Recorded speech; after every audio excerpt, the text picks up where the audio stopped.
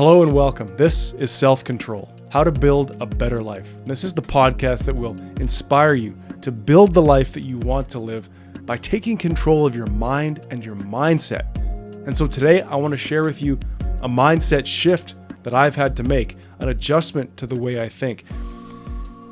And this mindset shift itself has improved, it has simplified, it has clarified the way I set goals, the way I base the future trajectory of my life, and it can even come into play in the moment. In fact, I think that this adjustment that I've made has also helped me come towards peace of mind. It has helped me develop self-confidence. So I want to share it with you, and I want to hear your feedback on it.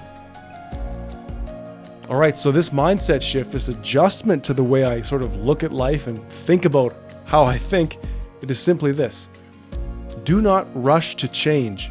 Simply seek first to understand. And now, this is nothing radical or new. Plenty of people have come to this conclusion before me. So let's take this idea and apply it to goal setting to help get some perspective and help get you started. So I was on Facebook and I was in a depression and mental health support group on Facebook, looking at some questions and trying to, offer some advice if necessary. And a user posted the following question. He said, "Since I started antidepressants 10 years ago, I've gained too much weight. I hate myself for being fat." Then he gives his height and weight here, and he asks, "How do I deal with weight gain, please?" So what jumps out to you here? I think firstly for me, it's that line, "I hate myself for being fat." And that's not uncommon. It's not uncommon for any of us at any time in our life to practice in self-hate, to hate ourselves for the way we are. But let me ask, how could we ever possibly construct a diet or a lifestyle or an exercise plan based on self-hate? I just don't see it. As I've said before, that negational thinking, that seeing ourselves for the things that we're not or the things that we don't want to be, that'd be relational thinking in that case.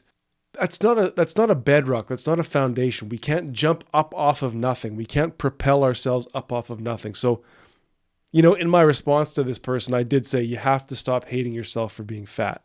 Although it's not wrong to be dissatisfied. It's not wrong to desire better, I don't think. But to phrase it as self-hate, I don't think is helpful. So, right there, this desire to act is based on becoming someone or something else. And in my view, it's not really possible to become someone or something else. In my opinion, the view that we can take, and the view I've decided to take, is that rather than become something else, we need to more deeply understand ourselves and more deeply develop ourselves and our qualities such that we may look back and say, wow, I have become a different person. But what might be the case is that, wow, I have more fully understood myself. I know myself more. I've developed the qualities I have such that I am a greatly improved version of myself. And so I should interject here and say, it's not necessarily wrong to feel this dissatisfaction. I think that dissatisfaction with our weight, with our economic status, with the status of our relationships, with maybe we're spinning our wheels in a relationship or in a new hobby, a new job, we're dissatisfied with the way we are. That can be a great, great motivator to begin a new plan. And, it may be enough to say, like, look, I know that I need to get my eating in order, my exercise. I need to maybe go back to school. I need to improve. I need to have these hard conversations to improve a relationship in my life. I need to maybe take this hobby a little bit more seriously if I want to turn it into a side hustle, for instance, because I know, right? We can feel that dissatisfaction and say, because I know the alternative to not improving is going to be this dissatisfaction, is going to be that I stay where I'm at and I'm not happy here. So let that dissatisfaction be a motivator. Let it be the foundation for your discipline. But dissatisfaction, I think, is very different than self-hate and wanting to be something different. And so I think that maybe the question could be better posed as, at this time in my life, I'm not yet where I want to be. What steps can I take towards being a healthier version of myself? And you might quibble and say, well, this is semantics. It's just the way you're phrasing it. I really do think that the language we use to talk to ourselves, it's very important, and it does drive the results, and it drives the way we see ourselves. So, anybody listening, I would say to you, if you're having some trouble with dissatisfaction, with maybe even self-hate, start phrasing the goal, start phrasing the quest, the adventure that you're on a little bit differently. It's not, I hate myself and I want to change. It's right now, I need to take the steps to become an improved version of myself. What are those steps? And I think by doing that, now we see ourselves on like a timeline, right? It's not that I'm going to become someone else because I hate who I am, but it's that myself now is on a trajectory to becoming healthier, that I'm improving upon who I am. And so I think this then is where that piece that we seek to understand. So we're not rushing to change. We're rushing to simply ground ourselves and say, well, what is the problem? And then we can work towards an understanding of the problem. And, if you've been listening or watching the show, you'll know that I recently did an episode where I spoke about how I lost 20 pounds over about 4 months, which is not an incredibly fast rate of weight loss, but you'll know that I didn't change the way I ate, or I didn't just run to the gym and start abusing myself randomly with no goal in mind. What did I do? I realized I had a problem.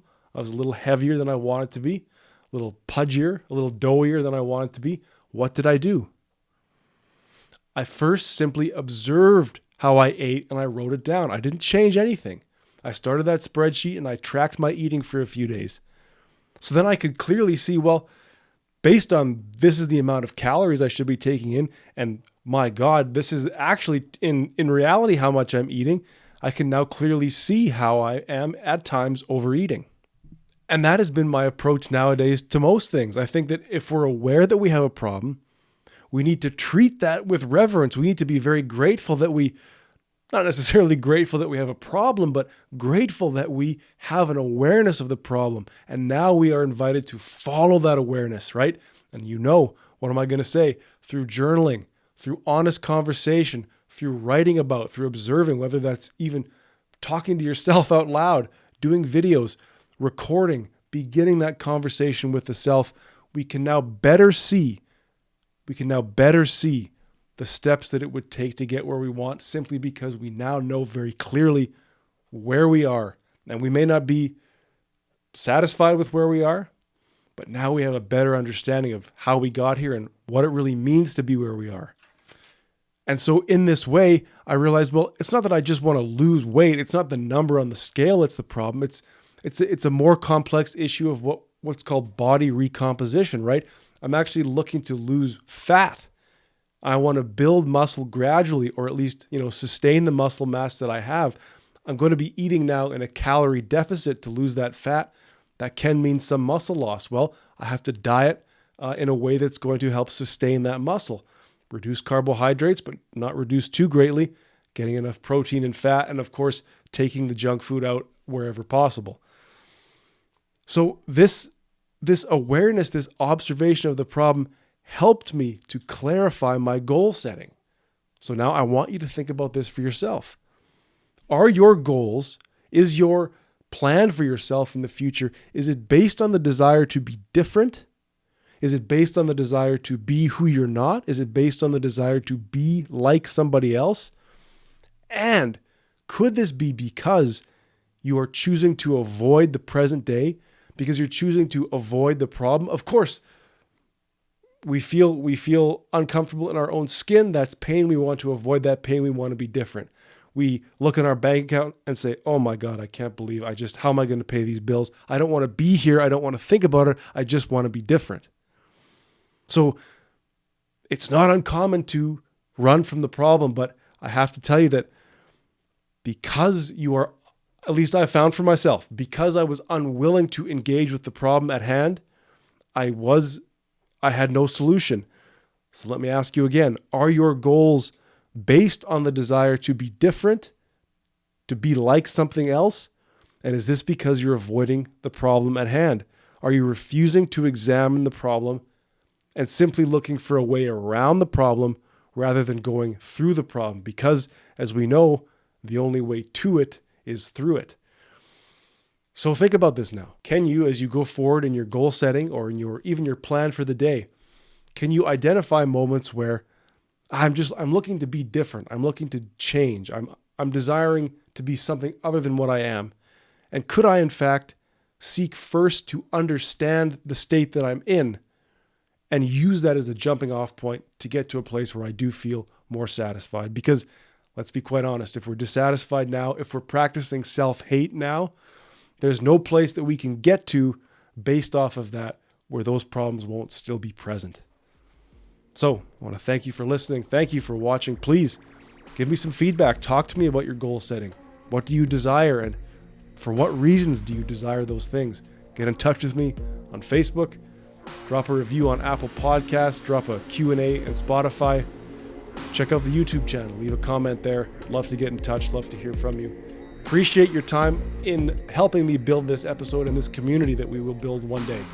And until we speak again, please remember that better is possible.